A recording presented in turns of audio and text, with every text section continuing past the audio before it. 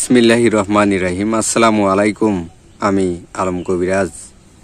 যে সমস্ত ভাইদের, বোনদের, মাদের অ্যাজমা আছে, হাঁপানি আছে, শ্বাসকষ্ট আছে, বুকের ভিতরে সাই সাই করে ডাকে, রাতের বেলা ঘুমাইতে পারেন না, অনেক কাশি হয়, অনেক কষ্ট হয়, নামাজ পড়তে পারেন না, শীতের ভিতরে বাইর হইতে পারেন না, তখন কি করবেন? এই হীরার চেয়ে দামি, গোল্ডেনের চেয়ে দামি আমি একটা গাছ দেখাইতেছি, হাজার হাজার পরীক্ষিত। এই গাছটির নাম হলো রসভরি। এই দেখেন, পাকলে এটা রসের মতো লাগে, মজা লাগে, আমরা খাইছি অনেক, তাই এটার নাম হলো রসভরি বলা হয়।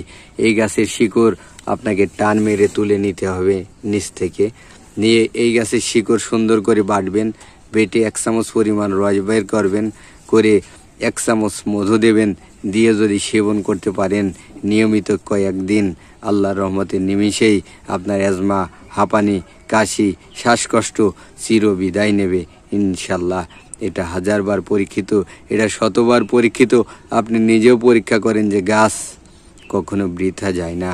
যখন এই গাছটা দিয়ে একটা উপকার পাবেন, তখন আল্লাহর দরবারে 10টা টাকা মসজিদে দিয়ে দেবেন যে আল্লাহ, তোমাকে খুশি করার জন্য দিয়েছি, হয়তো এর বেশি দেওয়ার ক্ষমতা আমার নাই, তাও তোমারই টাকা, তোমারই দরবারে দিলাম, তুমি কবুল করো।